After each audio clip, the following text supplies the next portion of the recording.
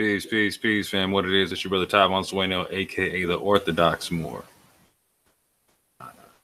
Islam to the family. And assalamu alaikum wa rahmatullahi wa barakatuh to all the Muslims out there. So, real quick, family, I was looking at a video that I found to be extremely intriguing that a Moorish brother put out there about Muhammad being the last prophet or not, and whether or not the people of African descent in America could be sent a prophet, and basically addressing this concept of, is Muhammad the last and final messenger, or is he the seal of the prophets? I should link this down below, and I will afterwards.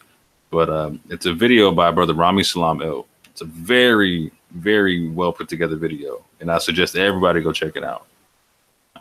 And so I'm in watching the video, there was something that I noticed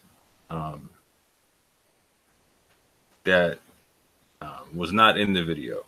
And I want to point out some linguistics to the fam as to why the Quran stipulates that Muhammad is not the last and final messenger. I want to break this down via the Arabic of the Quran, because a lot of people get some stuff mixed up in terms of what it says and what it means. And so there's a term that pretty much every Muslim knows, Khatam al-Nabi'in, right? Or the seal of the prophets, right?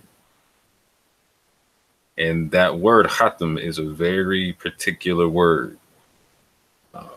It has a couple different meanings to it, or a couple different ways it can be used. It can be used in a verb form. It can be used in a noun form. So a verb is an action, and a noun is a person, place, or thing. And so we need to understand what this all means, right? Like, and how it relates. Is the prophet, is he the seal of the prophets in a noun form? Is he the seal of the prophets in a verb form? Because if it's a verb form, then it's the finalization of something. It's the sealing. It's the putting the lid on something, right? But if it's the noun form, it has another meaning to it. It means the concept of like a signet ring, almost a sign or symbol thereof. And that's a whole different concept than the finalizing of something. But real quick, fam, without further ado, I'm gonna get into a screen share real quick. And I want to just get into some stuff with the fam. Bam.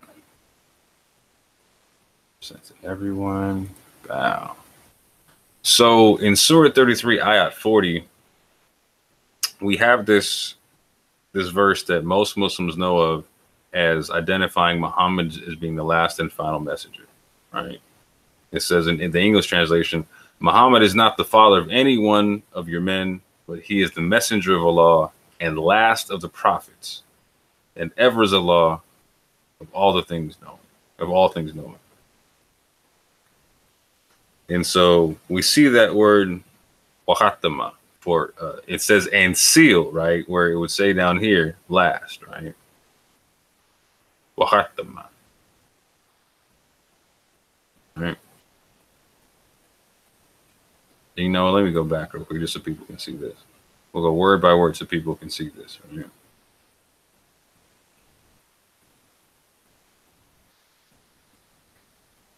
Makana Muhammadin Aba Akhadin min Walakin Rasul Lahi Wahatama Nabiina Wakana Allah. All that, right? All that, right? But here's the part, right? Wahatam Nabiina. And seal of the prophets, right? So let's go to this word right? And it's saying here that it's being used in a noun form, whereas it could be used in a verb form for sealing something, right? So let's look at what it's used as in a verb form, for instance, right? And this, we'll use the same one, in a verb form, the same word, right? Say, have you considered if Allah should take away your hearing and your sight and set a seal upon your hearts, which deity other than Allah could bring them back to you? Look how we diversify the verses. Then they still turn away. So here we see it being used again as the concept of finalizing something, right? Putting a lid on something, right? There's that context, but that's not how it's being used here. It's being used as a noun, right? And so what's the significance of this? What's the significance of this? So again, either Prophet Muhammad is the Khatam an-Nabiyyin, right? The seal of the prophets, or he's the last and final messenger. What is it saying then? Is it saying that he's the last, or that he's the seal? Now, here's why I point this out, because in the Arabic, it's clear. If you want to say that he's the last, there's a way of saying that that's unequivocal, to where there is no quibbling back and forth as to what it could possibly mean, right? It's very, very, very, very, very clear. For instance, if you want to say the last and final, one of Allah's names, right, is Al-Akhir, the last, right? The first, the last concept, right? Like the concept of like Alpha Omega, like the beginning and the end. He is Al-Akhir, the last, right? Al-Awwal, the first. Al-Akhir, the last, right? So it's not saying, for instance, that Prophet Muhammad is Akhir al-Nabi, or Al-Akhir al-Nabi, right? Or just Akhir al-Nabi, period, right? It's not saying that. It could say he's the last, but it's saying he's Khatam. Khatam. So we know that this is a clear revelation. So what's the significance of the word Khatam? Because there has to be a significance to it. Let's see which one I got here. No, that's the wrong one. Bam. So let's check this out. The Quran makes a very interesting claim. In Surah 7, Ayah 157, it says, those who follow the messenger, the unlettered prophet whom they find written in what they have of the Torah and the gospel. So it's saying right there that Prophet Muhammad is mentioned in the Torah and the gospel as the unlettered prophet. That's pretty significant. Where do we find this? We find this in Isaiah chapter 29. I'm going to read some stuff out real quick. For the Lord hath poured out, starting in verse 10, and I'm going to go down to verse 12. Okay. For the Lord hath poured out upon you the spirit of deep sleep, and hath closed your eyes. The prophets and the rulers, the seers, hath he covered. And the vision of all is become unto you as the words of a book that is sealed, which men deliver to one that is learned, saying, read this, I pray thee. And he saith, I cannot, for it is sealed. And the book is delivered to him that is not learned, saying, read this, I pray thee. And he saith, I am not learned. So it's saying here, right, that the learned get the sealed book and they can't open it up. But then it's delivered to an unlearned person, a person that's not learned, or an unlettered person, right? The claim of Muhammad is the fact that he was an illiterate prophet. That's the sign of his prophethood, right? And so the Quran is stipulating that he's mentioned as the unlettered or unlearned prophet. And here it's stating that, right? But it's stating that he's a prophet who has delivered upon him a sealed book. Let's go check out what this word is in Hebrew. So in Surah, I'll do this. In Surah 10, Ayat 94, it stipulates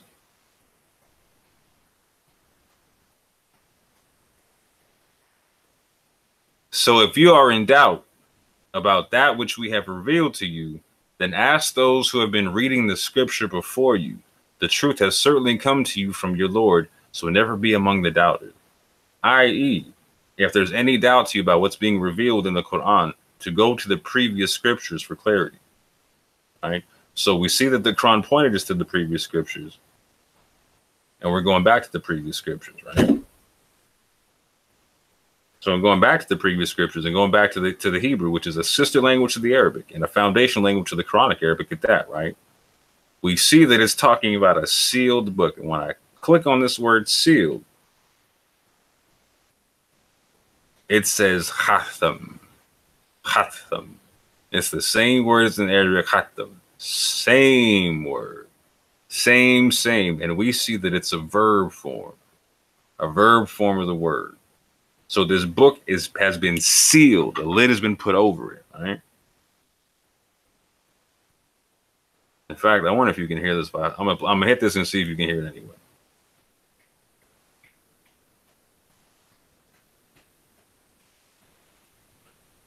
Khatem. Right?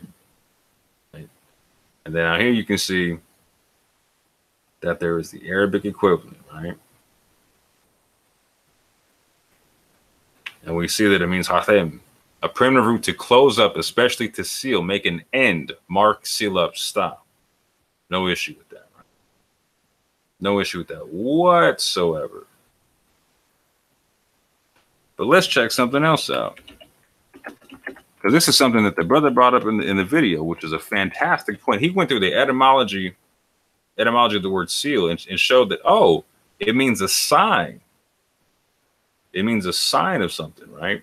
And when he said that, that's what made me jump off. I was like, "Oh, bam! I need to put everything in the context of the signet, because this is what seal means, okay? In the noun form, So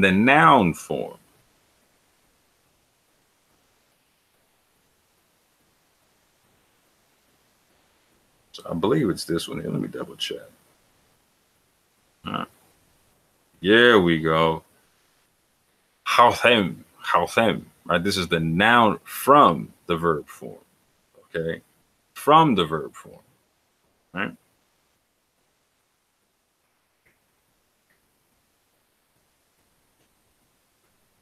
Whew. Khotam, there we go. So it says here in the noun form, that it is a signature, a ring, a seal, a signet, right?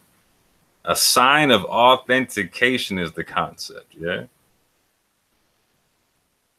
The ring that, here we go, a seal ring, the ring that does the sealing itself. So there's a ring, and then there's the sealing.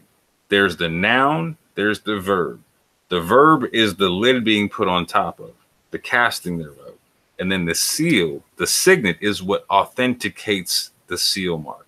It's what actually lets you know it's bound up by something, right? It authenticates the mark. So Prophet Muhammad, and here's, hold on, let me break this down even further, right? So again, it says in Isaiah 29 that he's revealed a book, that he gets a sealed book, right? He gets this sealed book, Prophet Muhammad, right? So it says in Daniel chapter 12, right?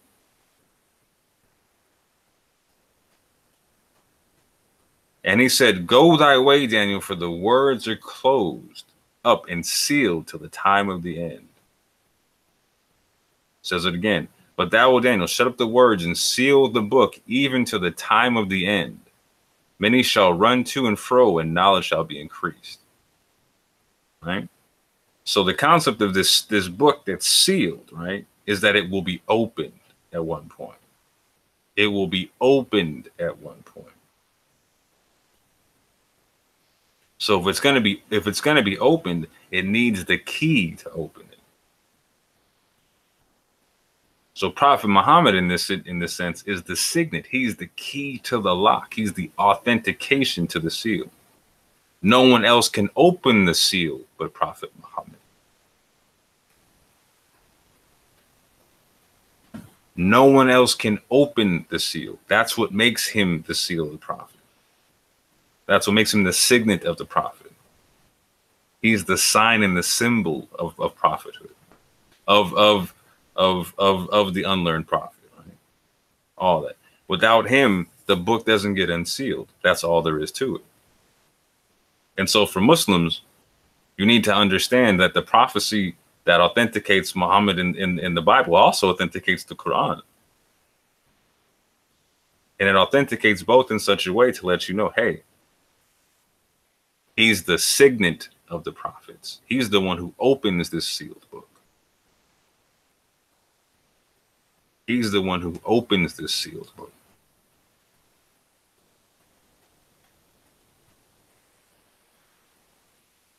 Khatam does not mean in this sense the last and final. Oh, let me go to this one. Yeah, again, it's the noun form. Wahatam. Wahatama. The seal.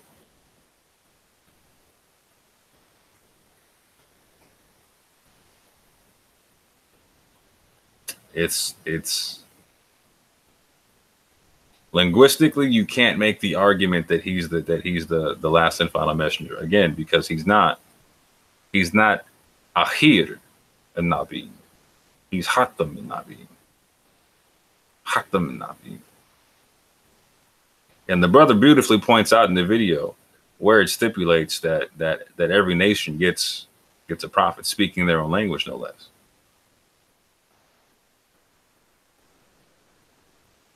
And so here's something I like Muslims to think about as well, right? So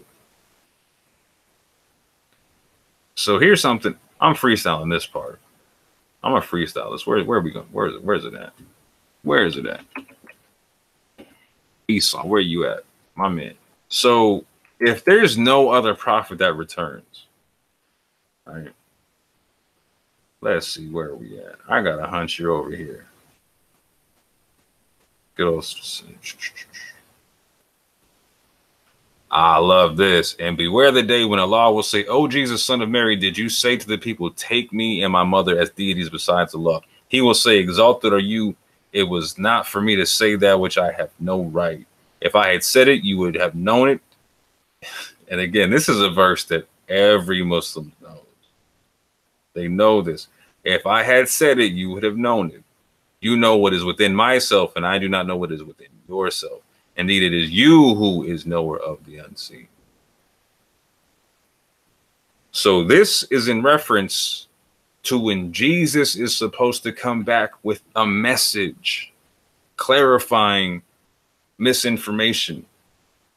So we already know that Isa alayhi salam is a prophet. We know that he's a prophet. And we know that he's said to be, oh, let me find another one, because he's supposed to be a sign for the for the day of judgment, right? Does it keep saying the day when Allah will say, the day when Allah will say?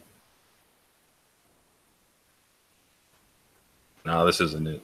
But bottom line, every Muslim knows that Jesus is prophesied to come back within the Quran. And I believe it's Surah.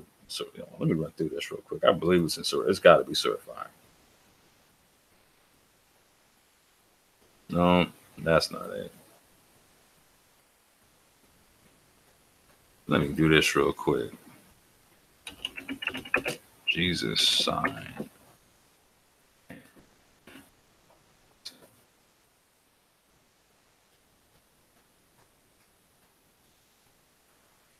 Where is that verse at?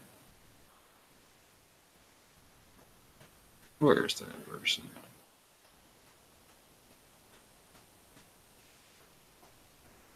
Where is that verse at? There we go, 4361.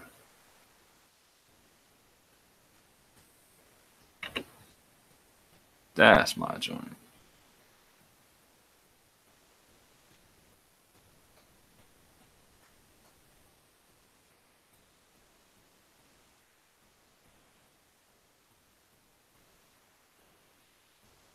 There we go. And indeed, Jesus will be a sign for knowledge of the hour. So be not in doubt of it and follow me. This is the straight path. This this is a sign pointing to Jesus coming back. Right? And so we already saw that in Surah 5 that he has a message that he's coming back with. So the Quran itself stipulates that not only is Muhammad, not only is he the seal, right, in a signet format, in noun form, in the Arabic, not the verb form, but a noun form. It also stipulates that Jesus is going to come back one more time. That Isa is going to come back one more time. And then he's going to have a message. So if Muhammad is supposed to be the last and final messenger, what will be understood as Akhir, right? And again, for all the Muslims out there, right, like you understand this concept of Akhir, right? Like, so like the hereafter, the Akhirah, right? The afterlife, right? Everything that's last and final, like it's Akhir, right? So if Muhammad is Akhir, then how is it that Jesus comes back and comes back with the message? If Muhammad is Akhir, if he's the last, and not the Khatam, but Akhir, right? So if he's the last, why and how does Isa come back? So with that question, right, and with that breakdown of the Arabic and the Hebrew and the noun and the verb form, right, and the concept of the fact that he's a prophet with a sealed book, that he is the seal that opens that book, right?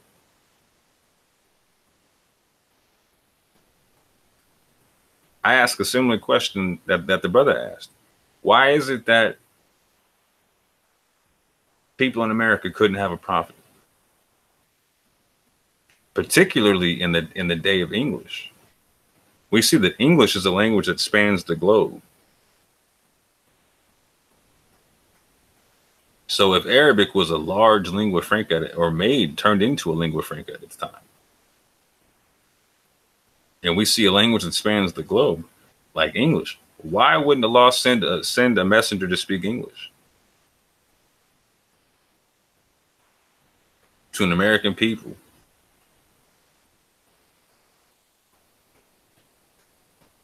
Particularly when he never said he was going to stop messengers coming.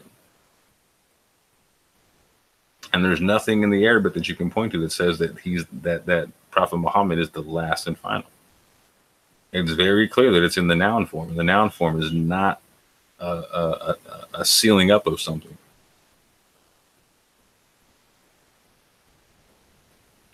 So here's another question, right? Like, so if he's the last and final messenger,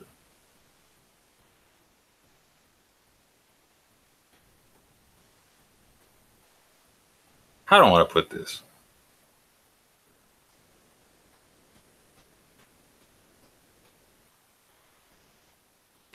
If he's the last and final messenger, right, we see that this book here is sealed until the time of the end. And it's sealed in the verb form. So if you're telling me Muhammad is the verb form, who is the noun form that unseals it? Who is the noun seal of the prophets that unseals this sealed book? Because it says in Isaiah that it's the unlettered prophet, the unlearned prophet, just like it says in the Quran. So if this book is sealed in a verb form, and the prophet is sealed in a verb form like you're trying to tell me he is. And again, I'm not trying to be defiant here. This has nothing to be about, this is nothing about being defiant, right? In Islam, we're supposed to stand for justice, even against ourselves. So if I'm wrong, I'm asking for the correction here. Please understand, if I'm wrong, please, I don't want to be incorrect. Show me where I need to be correct. But I'm going to need you to show me based upon the Arabic, and based upon what we found, what I've been looking at already, right? I need you to chop that up.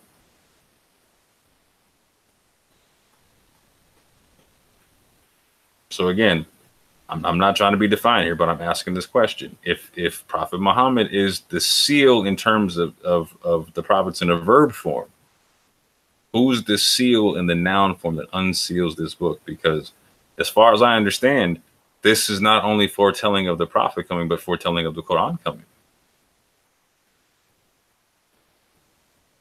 So if Muhammad's not the noun form, I'm hard pressed to understand how the Quran came, or who the noun form is that unseals this book.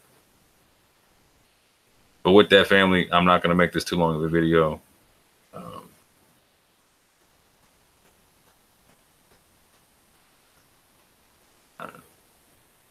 Again, please check out Brother Rami Salamel's video. It's a fantastic video. He does a lot of good work, a lot of fantastic breakdowns. I love how he goes through multitudes of different books at one time. It just shows you a fantastic swath of what different books have to say about the same thing. Again, family, I didn't make up the Arabic. I didn't make up the Hebrew. Right? But they are sister languages, and they work together, right? And one is being corroborated by the other, and one is in the Quran is telling you to look at the Bible and the Old Testament and the Hebrew, right? And when you look at it and you see where it's saying, hey, he's the unlettered prophet, you're also seeing this sealed concept. It's lock and key, literally lock and key. So either he's the seal in terms of the lock, or Muhammad is the seal in terms of the key. I submit to you that he's the key. And if he's not the key, I'm asking who is. And with that, I'll say peace and love.